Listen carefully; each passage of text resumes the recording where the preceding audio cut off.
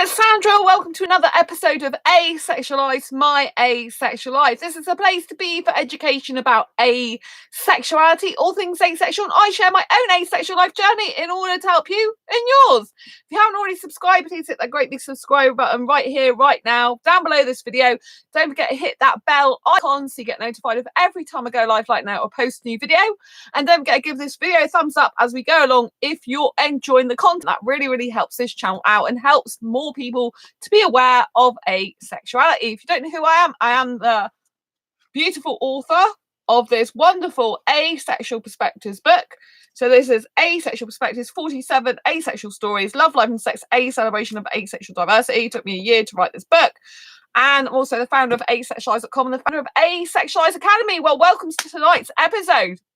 This is going to be a really awesome episode.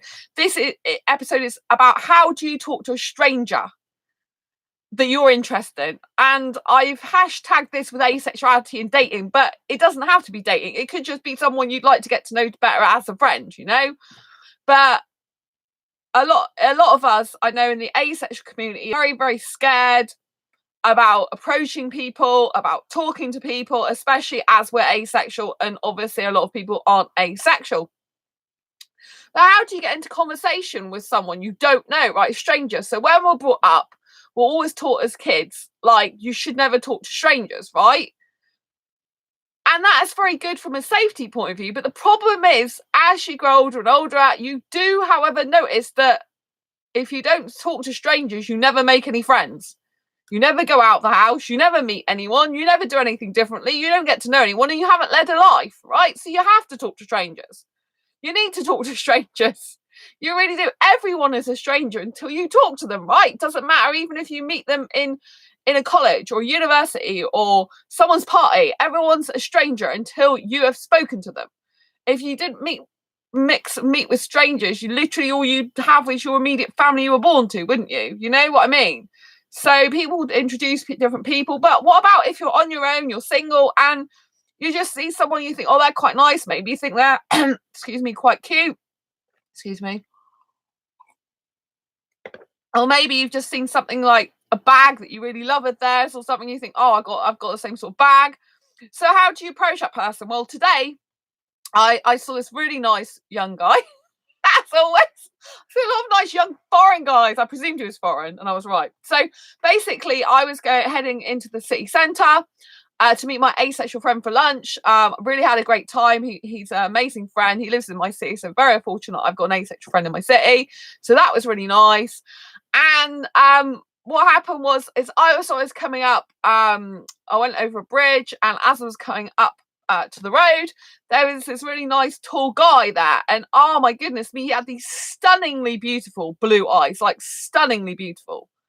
Thin guy, and I presumed he might be foreign when I spoke to him. So I said, you know, like, to get into conversation, I always think to myself, you know, first, like, this is a guy that I would like to talk to. This is a guy I would like to get in conversation with. So basically, before you actually talk to anyone, you have to actually think in your head consciously, I want to talk to this person. That's the first stage. Then you have to ask yourself the question, how am I going to get into conversation with this person, right? And that can be the tricky thing. So what you need to do is assess quickly what you have in common with this person right now in the moment. What you have in common, right? And with this particular person, I had the fact that it was really hot. The weather was really hot. He was just taking off his jacket. I'd already took mine off. Well, I got mine in my bag, and I was sweating because I've been rushing. So literally, as he's taking it's like a hoodie off, it's like a jacket around his t-shirt. Had a beautiful bright yellow t-shirt, which is really striking. I said to him, oh, it's really hot here, isn't it? You know, because we were waiting to cross the road, so I had to press a button, so we were going to be stood around next to each other for a while. And he said, oh yeah, it is really hot, you know, he's had to take his jacket off, he doesn't know what to wear. And I said, oh yeah, I've got my jacket in, well, it was my hoodie in my bag, you know. And so that's how he strike up the conversation. And then I noticed he got a slight accent. So I said to him, where do you live in this country, or are you just on holiday? He goes, no, I don't live, I'm not from here, I don't live here, but I've got a permit here, But I said, oh, so you're going back to country? He goes, no, my work, I've got a work permit that's permanent, so I'm permanently living here. And he goes, oh, I work at this new cafe that he was telling me about, and I know roughly where it is. I said, oh, I don't usually go there because like to that end, because it's opposite to where I live. And I told him I live near the quayside, 5 minutes walk from the quayside, which I'm really lucky because I love it. And he said, oh yeah, that's really nice there. And then he told me like the name of the cafe, but can't remember. He said it's only been open a few weeks. I think he said 12 weeks or something. It's only been open, so it hasn't been open very long. And he was telling me they do pizzas and coffee, but I said, oh, I can't have stuff like that. I've got allergies. He goes, oh yeah, what allergies? I'm like, wheat, gluten, yeast, like dairy. He's like, oh, okay. So but it was really nice to talk to him. And I found out, I said, so where are you from originally? And he said the Netherlands. And I said, oh, you've got a lovely accent, and he was really good looking, actually, even though he's not Indian, even though he didn't have colored skin, even though like he wouldn't be my usual type. He was very beautiful aesthetically. He was really tall, short, like I think he had a little bit of curly type of hair, clean shaven, thin, really beautiful blue eyes, and very nice, pleasant to talk to. I didn't pick up any bad vibes from him at all. Just really comfortable guy to be around. But he didn't ask for my number or anything like that. He didn't ask to add me on Facebook, because sometimes I'll just randomly say, yeah, add me on Facebook if you want to, people. But I thought, no, I'll wait to see if he does that. But he didn't do anything like that. So I just thought it's really nice to meet you, and off I went. But I think it's really good to get practice doing this, because the more you practice talking to strangers, the more you're going to be able to meet more people socially, so that you can form more friendships or form a possible relationship with someone, right? But you have to get out of your comfort zone and grow confidence by practicing. You have to push through your fears and go and do it. You don't get good at something unless you practice it and do it. So as much as it may seem weird, like I said, you have to take things you've got in common. So with that guy, I had the thing in common with him that is very, very hot. We're both hot. We were both waiting at a crossroads to cross at a crossing and waiting for the traffic lights to change colour. So we had like 2 things in common. We're both heading the same direction. 3 things in common, So you have to really be consciously aware of this stuff, right? So how do you approach a stranger in other ways, right? If you're in the supermarket, you might say, that's a nice jacket you've got on, right? I've done that to a guy before in a supermarket.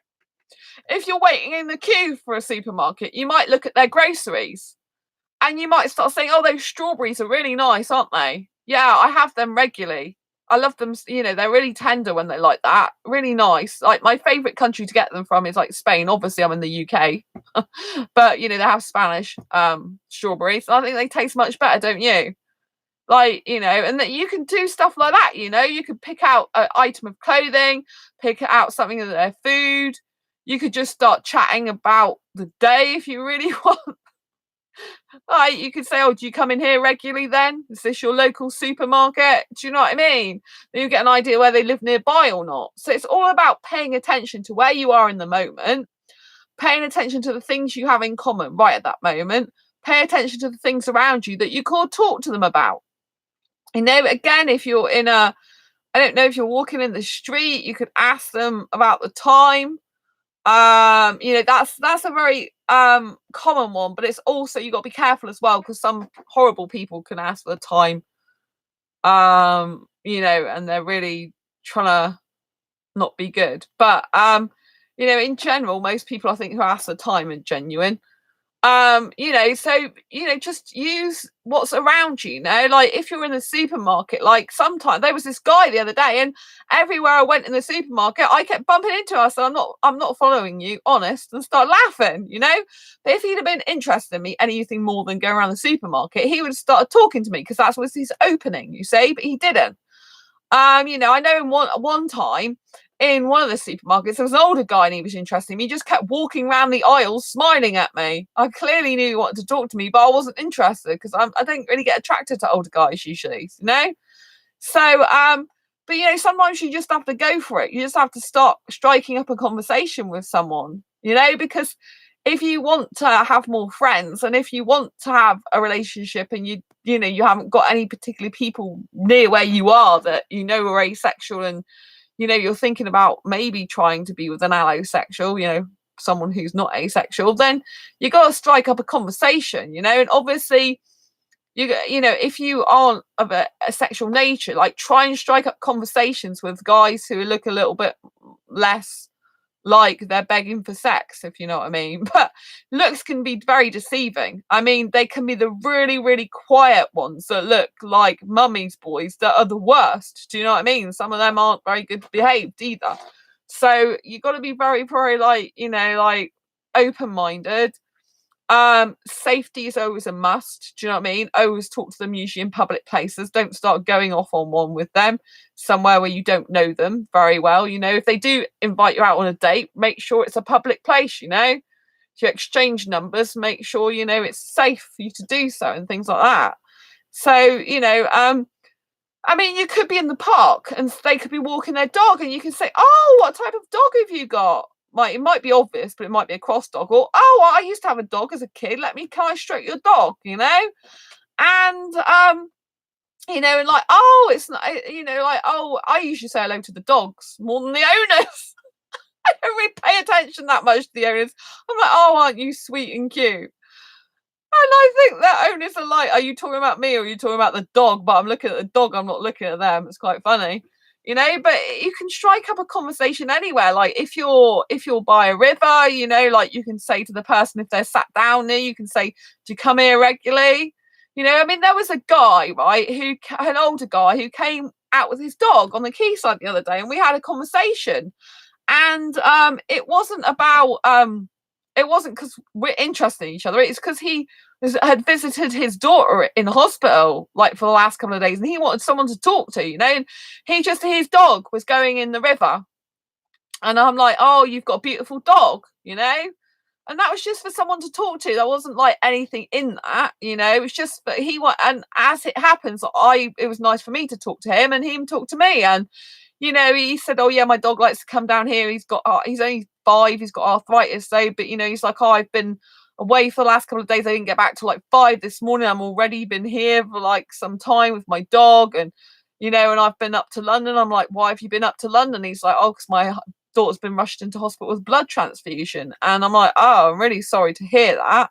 You know, like, how is she doing now?" And they was like, "Oh, I phoned her up and she's like it's in the like intensive care type of unit." So yeah, he goes, "She's lucky to be alive." And so, you know, that type of conversation just makes me feel very humbled and blessed to be in this world, you know. When I talk to someone like that, I just think it's amazing. So just because I talk to people, like strike up a conversation, doesn't mean to say it's always to do with dating or relationships. Sometimes it's just nice to have a chat to a stranger, you know, just nice to speak to someone, you know. Sometimes people just need to talk to people. And I think I can't remember, I think I might have struck up a conversation with him in terms of the dog, like, "Oh, you've got a lovely dog." And then he started talking to me more, you know, but it just ended, you know. We had a little chat, and he used to live in London. I said, "Oh, I love London, but I'm not sure I'd like to live there." He goes, "I lived there for 60 years of my life," because you can tell he's older. Do you know what I mean? And he said, you know, that he did like it when he was there, but he loves Devon because it's like quite a life and it's better. And I said, "Yeah, I do love Exeter where I live. It's really nice." So, you know, that was kind of like that conversation. You know, it went on for a little bit. The dog was playing in the water. And that was kind of it. So, you know, you don't have to strike a conversation we're dating. You can just like talk to people. People do love to be talked to sometimes. People can get like they just need someone to speak to. And like I'm sure you felt that way sometimes, and other people do. You know, I'm an extrovert. And when I saw my asexual friend today for lunch, since I've been back home, I've been doing more asexual t-shirts. I haven't done any for ages, and I've done some smiley face ones.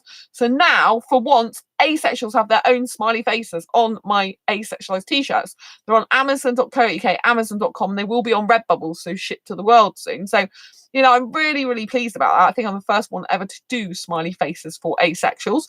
So, in the world, I think. So that's going to be incredible.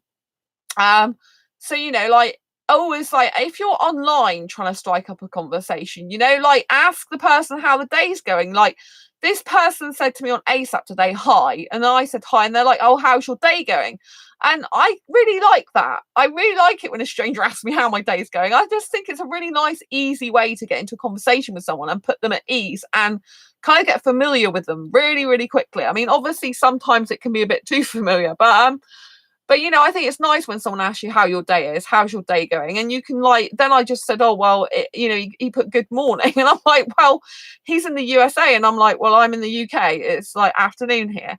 But because I'm an extrovert, I need to get out and about, even if I'm just around people, it's good for me. And obviously, if you're an introvert, it's not necessarily something you want like all the time, but it's still good as an introvert to get out. You can't be in your house all the time. You need to have some contact and communication with the outside world because it's healthy for you.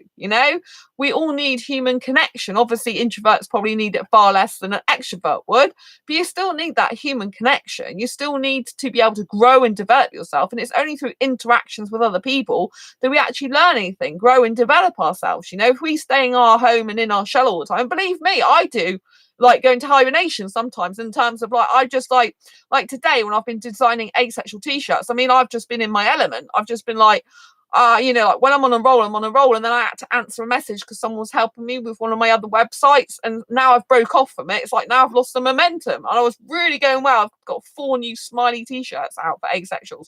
They're really awesome. I love them so much. I think you're going to love them as well. So never done smileys before. It's something that's been on my mind. So yeah, asexual smileys. It's amazing. And so yeah, I'm really pleased about that. But it was really good for me to get out and meet my asexual friend today, to talk to him, have a catch up. I've got an asexual meetup this weekend. I'm meeting actually one of my friends is staying for 3 nights, 4 days in a hotel. My other friend's staying for 2 nights, 3 days. And so I'm gonna be like with the asexuals from this Friday till Monday. I'm just gonna love it. I absolutely love it. I'm going to Breen as well. So it's like say I fancy someone when I'm out, right?